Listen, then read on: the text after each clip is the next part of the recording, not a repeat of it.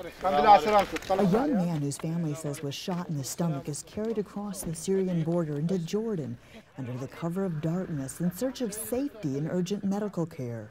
This scene is one that is played out all too often, according to Deputy Commander Major Ziad Al-Zoud.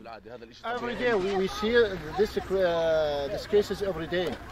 Yes, it's normal. And there's another 2 cases coming now. The Jordanian military personnel working the border don't ask questions and often don't know the circumstances surrounding the injured patients they receive, injuries which may have occurred as a result of the ongoing violence in the towns across the border. The fence is between Jordan and Syria, this fence. While Major Zoud says refugees are not being fired upon as they flee across this section of the border, it's still a volatile situation with Syrian families being shot at while trying to cross the border in other areas, according to the government spokesman for Syrian Refugee Affairs.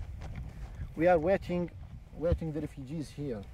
On this particular night, men, women, and children are walking up to 2 kilometers in the dark, carrying babies and suitcases after being dropped off near the border.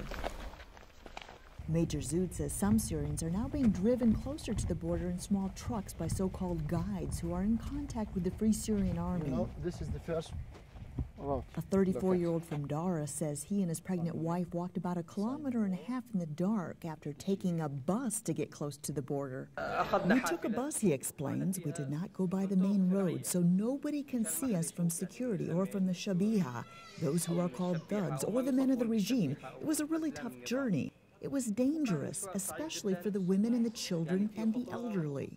The Jordanian military use night vision technology to detect Syrians crossing into Jordan. Then they are met by the military staff and loaded onto buses which transport them to a nearby refugee transit center. Those arriving at the center say they are grateful for all that the Jordanian government is doing. We walked for a bit, then traveled by a car, explains this mother who arrived with 4 children. Thank God and thank everyone for this and for helping us to escape from being under attack. Public Affairs Officer Major Adel Kasasbi says the Jordanian military take this part of their job seriously. This is a humanitarian work to help the refugees by providing for them and looking after them, he explains. Everything from medical care to transporting them to Za'atari, where they can rest after experiencing a difficult journey from Syria to Jordan. After arriving at the center, the Syrians who have entered Jordan illegally go through an initial registration with the military, who provide new arrivals with food and water before they are taken to the police station to be searched. The Syrians who get back on board these buses eventually end up at the Za'atari refugee camp, a scenario one young woman said she never could have imagined. I'm a little bit afraid, this young mother and former college student explains, but we will try it for a short period of time, and then if we don't get to go back home, we have some people here in Jordan who may allow us to stay with them. With the onset of winter, many of the families complain about the conditions in the camp due to the cold. New caravans have arrived, but there are not enough for everyone, and many are still living in tents. A Norwegian NGO is working to winterize the tents and provide heaters as quickly as possible.